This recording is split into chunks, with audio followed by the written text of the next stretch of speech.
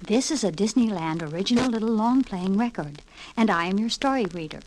I'm going to begin now to read the story of The Three Little Pigs. You can read along with me in your book. You will know it is time to turn the page when Tinker Bell rings her little bells like this. Let's begin now.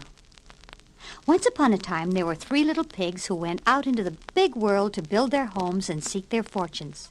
The first little pig did not like to work at all. He quickly built himself a house of straw. Then off he danced down the road to see how his brothers were getting along. The second little pig was building himself a house, too. He did not like to work any better than his brother, so he had decided to build a quick and easy house of sticks. Soon it was finished, too. It was not a very strong little house, but at least the work was done. Now the second little pig was free to do what he liked. What he liked to do was to play his fiddle and dance. So while the first little pig tooted his flute, the second little pig sawed away on his fiddle, dancing as he played. Then off danced the two little pigs down the road together to see how their brother was getting along. The third little pig was a sober little pig. He was building a house, too, but he was building his of bricks. He did not mind hard work, and he wanted a stout little, strong little house, for he knew that in the woods nearby there lived a big, bad wolf who liked nothing better than to catch little pigs and eat them up. So slap, slosh, slap. Away he worked, laying bricks and smoothing mortar between them. Laughed the first little pig when he saw his brother hard at work. Ho, ho, ho, ho, ho! Laughed the second little pig. Come down and play with us, he called. But the busy little pig did not pause. Laughed the two lazy little pigs, dancing along to the tune of the fiddle and the flute. You can laugh and dance and sing, their busy brother called after them, but I'll be safe and you'll be sorry when the wolf comes to the door.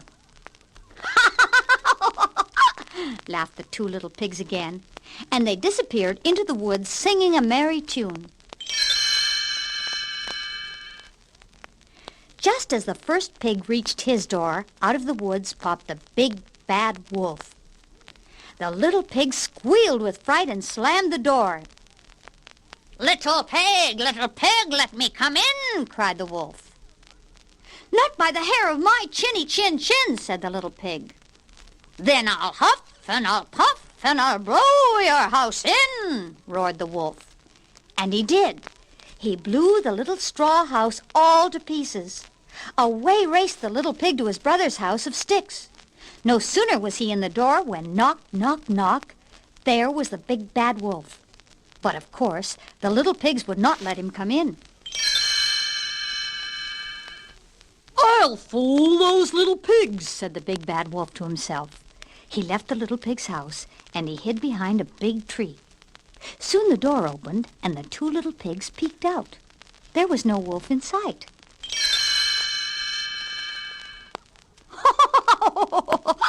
Laughed the two little pigs. We fooled him. Soon there came another knock at the door.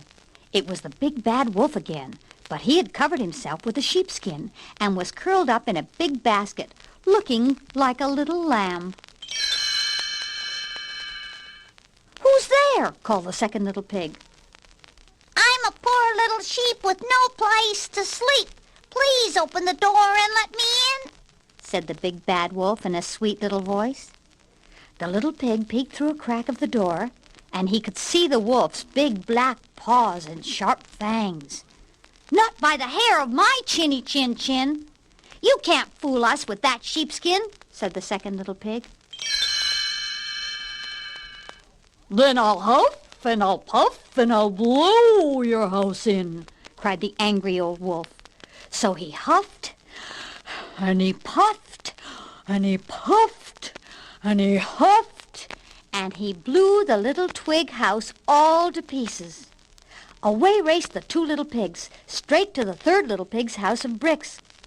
Don't worry, said the third little pig to his two frightened little brothers. You are safe here. Soon they were all singing gaily. This made the big bad wolf perfectly furious. "Now, by the hair of my chinny chin chin," he roared, "I'll huff and I'll puff and I'll blow your house in."